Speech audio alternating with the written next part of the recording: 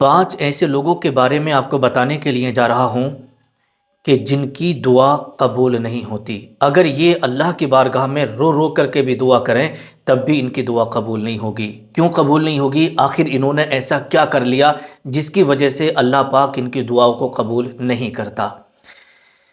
آئیے گا وہ 5 لوگ کون کون سے ہیں جن کی دعائیں قبول نہیں ہوتی ہیں، ایک ایک کر کے میں آپ کے سامنے رکھنے کے لیے جا رہا ہوں۔ آپ بڑی توجہ سے سماعت کریے گا۔ نمبر 1، پہلے شخص کے بارے میں لکھا ہے کہ جو شخص اپنے ماں باپ کا نافرمان ہو اس کی دعا اللہ کی بارگاہ میں قبول نہیں ہوتی۔ ماں باپ کا نافرمان، ٹھیک ہے۔ پہلا آئیے حدیث سنیں آپ۔ سنن ابن ماجہ کے اندر حدیث پاک ہے، اللہ کے رسول صلی اللہ تعالیٰ علیہ وسلم نے ارشاد فرمایا کہ جو شخص اپنے ماں باپ کی نافرمانی کرتا ہو تو ایسے شخص کی دعا قبول نہیں ہوتی۔ جو ماں باپ کو ستائے، جو ماں باپ کو گالیاں بکے، جو ماں باپ کی نافرمانی کرے، جو ماں باپ کی بے عزتی کرے تو ایسے شخص سے اللہ پاک ناراض ہو جاتا ہے نا۔ جس کے ماں باپ ناراض ہوتے ہیں اللہ بھی اس سے ناراض ہو جاتا ہے۔ اور آگے لکھا ہے، امام اہل سنت اعلیٰ حضرت نے اس کا ذکر کیا ہے کہ جو شخص والدین کی نافرمانی کرتا ہے اس کے اعمال بھی کمزور پڑ جاتے ہیں اور دعائیں رد ہو جاتی ہیں۔ جو بھی وہ دعا کرے گا نا اللہ کی بارگاہ میں وہ دعا رد ہو جائے گی، یعنی قبول نہیں ہوگی۔ تو جو اپنے ماں باپ کو راضی نہیں کرتا وہ اللہ کو کیسے راضی کرے گا؟ اور آقا نے فرما دیا ہے کہ جس شخص سے جس کے ماں باپ ناراض ہو گئے تو اللہ بھی اس سے ناراض ہو جاتا ہے۔ تو میرے پیارے عزیز دوستو، اگر آپ سے آپ کے ماں باپ ناراض ہیں تو انہیں راضی کرنے کی کوشش کریں، ورنہ زندگی آپ کی تباہ و برباد ہو جائے گی۔ تو پہلے شخص کے بارے میں آپ جان گئے کہ پہلا شخص ہے ماں باپ کا نافرمان، اس کی بھی دعا قبول نہیں ہوتی۔ نمبر 2، دوسرے نمبر پر آتا ہے حرام مال کھانے والا۔ حرام مال کھانے والے شخص کی بھی دعا اللہ کی بارگاہ میں قبول نہیں ہوتی ہے۔ جی آئیے گا حدیث سنیں۔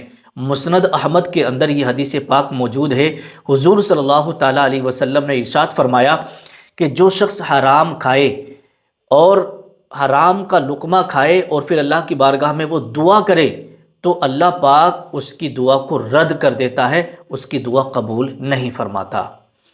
اور دوسری حدیث طبرانی کے اندر ہے کہ جو شخص حرام کھاتا ہے اور پھر اللہ کی بارگاہ میں حرام لقمہ کھا کر کے دعا مانگتا رہتا ہے تو اللہ پاک اس کی دعا کو قبول نہیں فرماتا۔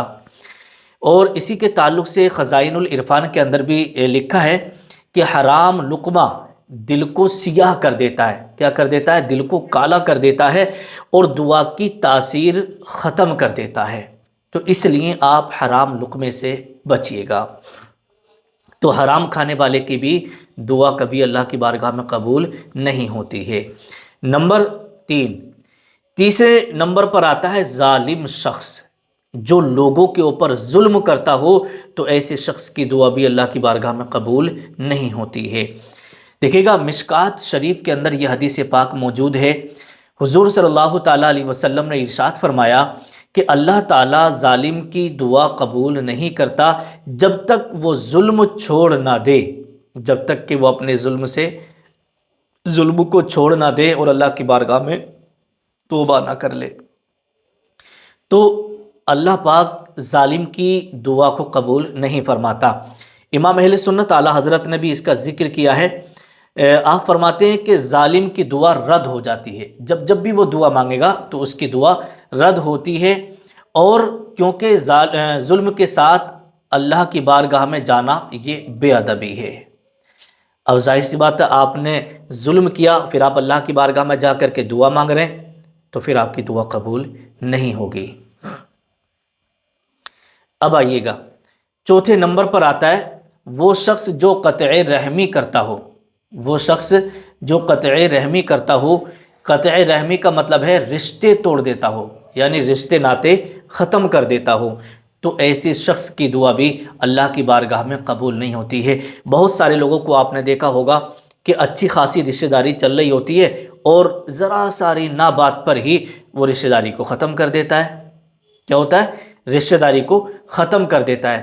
تو جو بندہ رشتے کو توڑ دیتا ہو تو ایسے شخص کی بھی دعا قبول نہیں ہوتی ہے۔ آئیے گا حدیث سنیں۔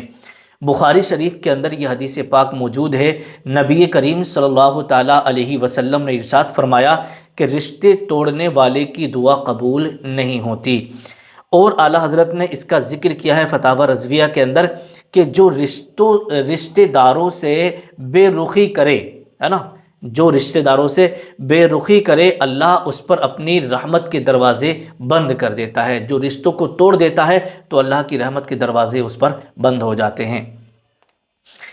اب دیکھیے گا، رشتے جوڑنے والا جو ہے اللہ کا محبوب بندہ بن جاتا ہے۔ جیسے مان لیجیے گا کسی سے آپ کا تعلق ختم ہو گیا، اور آپ کا تعلق جب ختم ہے اور پھر آپ نے اس سے تعلق جوڑ لیا تو آپ اللہ کے محبوب بندے بن جائیں گے۔ اور آگے لکھا ہے کہ رشتے توڑنے والا وہ محروم ہو جاتا ہے اللہ کی رحمت سے۔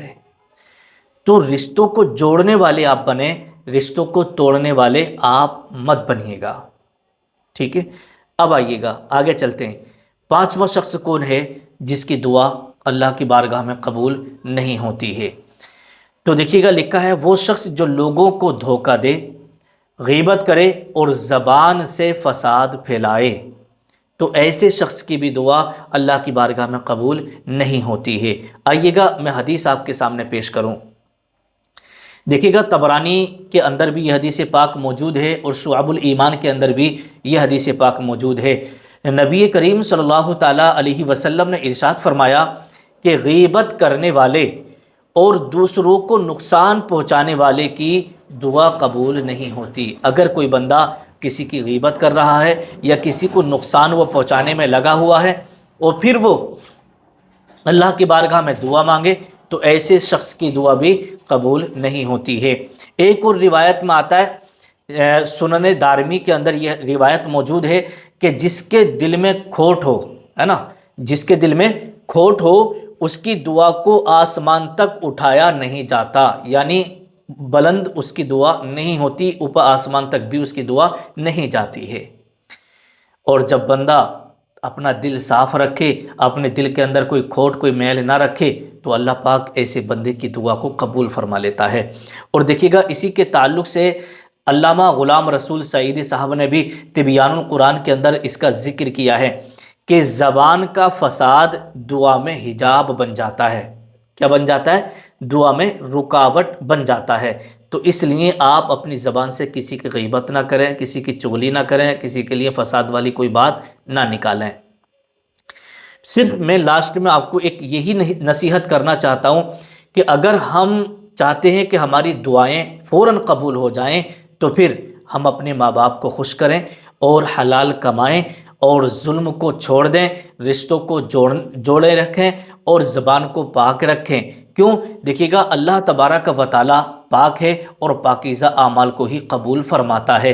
تو میرے پیارے اسلامی بھائیوں، اسلامی بہنوں، آج سے پکا وعدہ کرو اگر آپ سے کوئی گناہ ہو گیا ہے تو اس سے آپ توبہ کریں اللہ کی بارگاہ میں، اپنے ماں باپ کا خیال رکھیں اور جھوٹ سے پرہیز رکھیں، حلال کھائیں اور اپنے رشتہ داروں سے محبت کریں۔ اگر یہ سارے کام آپ کریں گے تو انشاءاللہ آپ جب بھی دعا مانگیں گے اللہ کی بارگاہ میں قبول ہوگی۔ نیچے کمنٹ میں اللہ اکبر ضرور لکھ کے جائیے گا۔